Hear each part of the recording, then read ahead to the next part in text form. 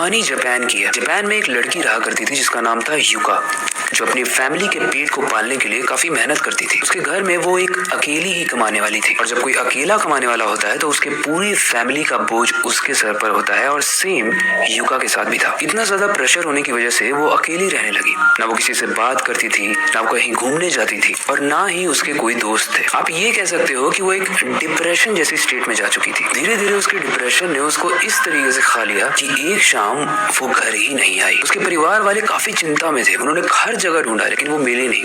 उसको काफी कॉल्स भी किए पर उसने कोई जवाब नहीं दिया। अगले दिन मजबूरी में जाकर उसके परिवार वालों ने पुलिस कंप्लेन की। अब सोचो क्या हुआ होगा। अब गाइस मैं आपको बता दूं कि कहानी में बहुत ट्विस्ट आने वाला है, लेकिन उससे पहले आप जो सोच रहे हो वही हुआ है। कुछ दिन बाद पुलिस को ओकीगारा फॉरेस्ट से युका की लाश मिलती है। गाइस उसने सुसाइड कर लिया था, लेकिन उसकी लाश के नीचे उन्हें एक लेटर भी मिलता है। उस लेटर में लिखा था, मुझे माफ कर दो, मैं ये नहीं करना चाहती थी पर मेरे पास कोई ऑप्शन भी नहीं था। अब वो डिप्रेस्ड थी इसलिए उसने सुसाइड किया। ये जस्टिफाइड है। ऐसे बहुत सारे सुसाइडल केसेस आते हैं, हालांकि ये सही नहीं है बट स्टिल उसके घर से 100 किलोमीटर अप्रॉक्स दूर ओकीगारा फॉरेस्ट को उसने क्यों चूज किया? उसी जंगल में क्यों गई वो सुसाइड करने के लिए? गाइस ये जंगल जापान के माउंट फूजी के पास है और ये जंगल इतना बड़ा है कि अगर आपका सुसाइड करने का मन ना भी करे और आप बस इसमें चले जाओ तो वापस आना लगभग नामुमकिन है। ये ऐसी जगह है जहाँ पर सूरज की रोशनी भी ना के बराबर आती है। इसका मतलब है इस जंगल में जाने के बाद चाहे दिन हो चाहे रात, हर वक्त सिर्फ घोर अंधेरा रहता है। और ये तो बस एक छोटी सी बात है। यहाँ पर ना फोन के सिग्नल्स आते हैं और ना ही आप कैंपस का यूज कर सकते हो, यानी डायरेक्शन वाला जो कंपास होता है उसका भी यूज नहीं कर सकते आप यहाँ पे, क्योंकि वो खराब हो जाता है। इसका बेसिक सा मतलब है आप कुछ भी कर लो, अगर एक बार आप ओकीगारा फॉरेस्ट में चले गए जापान के तो आप वहां से वापस नहीं आ सकते। और यही रीजन है कि कई लोग इस जंगल में जाने से पहले अपने पीछे पीछे एक रस्सी छोड़कर जाते हैं ताकि जब वो वापस आए तो उन्हें पता चले कि वो कहाँ से आए हैं। पर इस रस्सी को फॉलो करने के बावजूद भी कुछ लोग मिस हो जाते हैं। एंड गाइस ऐसा माना जाता है कि उस जंगल में बहुत सारी आत्माएं भी रहती हैं। वही आत्माएं जो उन लोगों की है जो वहां पर भटक कर मर गए। वो चाहती हैं कि जितने भी लोग उस जंगल में आते हैं वो भी वापस ना जा पाए। इसलिए अगर कोई लकीर भी छोड़ता है, कोई रस्सियां भी छोड़ता है तो उस रस्सियों को वो भटका देती हैं। और अगर बाहर आती है एक इंसान की तो वो है लाश। वैसे तो इस जंगल में जो भी लोग जाते हैं वो आधे से ज्यादा सुसाइड की वजह से ही जाते हैं, मतलब सुसाइड करने ही जाते हैं, क्योंकि एक बार आप वहां पे गए तो आप चाह कर भी बाहर नहीं आ सकते। आपके इक्विपमेंट्स काम नहीं करते हैं, कितना भी ज्यादा एडवांस इक्विपमेंट हो।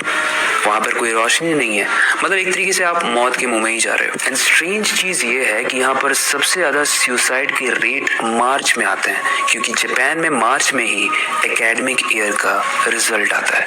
गाइस आज की डेट में प्रेशर हैंडलिंग बहुत कम हो गई है बच्चों की। अगर ये वीडियो कोई पेरेंट देख रहा है तो हमें अपने बच्चों को टफ बनाना बहुत जरूरी है, वरना फिर सुसाइडल केस बढ़ते ही जाएंगे। इस 1980 में एक फेमस नोवेल भी पब्लिश हुई थी जिसमें उस नोवेल का मेन कैरेक्टर उस जंगल में जाकर सुसाइड कर लेता है। अब आई डोंट नो इसी से इन्फ्लुएंस होकर लोग नहीं जा रहे हैं, वो इसलिए जा रहे हैं क्योंकि वहां से कोई ऑप्शन नहीं है वापस आने का। और जब कोई सुसाइडल थॉट में होता है तो वो फिर इफ एंड बट नहीं सोचता है, वो बस सोचता है कि बस लाइफ को एंड करना है। थोड़ी अजीब चीज ये भी है कि इस जंगल में जो अंदर नहीं जा रहा है वो अगर साइड से भी गुजरता है तो उसको किसी के रोने की, किसी के हंसने की, जंगल के बहुत बीच से किसी के चिल्लाने की आवाज आती है। लेकिन आई एम श्योर कि अगर आप भी उसके पास से गुजरोगे तो आपके पास इतनी हिम्मत तो नहीं होगी कि अगर कोई हेल्प मांग भी रहा है तो आप अंदर जाओ, बिकॉज अंदर एकदम अंधेरा है। इट्स लाइक कि आप यहाँ उजाले में हो और जहाँ से जंगल स्टार्ट हो रहा है आप जैसे ही देख रहे हो आपको सिर्फ अंधेरा दिख रहा है। इतना ज्यादा खतरनाक जंगल है तो कोई किसी की हेल्प भी नहीं कर सकता है।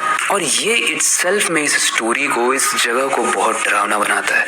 वेल आप बताओ क्या आप एक्सप्लोर करने के लिए ओकीगारा फॉरेस्ट जाओगे जापान के? वेल जाओ ना जाओ, एक चीज जरूर है इस कहानी से जो हम सीख सकते हैं कि पेपर में अगर खराब मार्क्स आए, लाइफ में अगर कोई प्रॉब्लम चल रही है तो उसका सोल्यूशन सुसाइड नहीं होता है, क्योंकि हमारे पीछे हमारे फैमिली मेंबर्स भी होते हैं जो हमारा वेट कर रहे होते हैं घर आने का। तो इसलिए इस चीज को मैं क्या कोई भी सपोर्ट नहीं करेगा। हर वक्त एक ऑप्शन होता है हमारे पास, बस हमें ढूंढने की देरी है।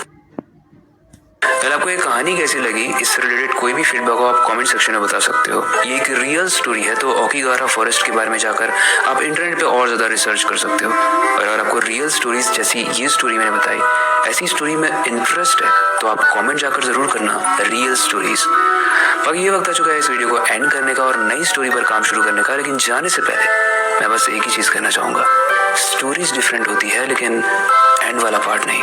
तो अपनी क्यूरियोसिटी को डाई मत होने देना, नई चीजें सीखते रहना, अपने बेड के नीचे और खिड़की के बाहर जरूर देख लेना। मिलते हैं अगली वीडियो में।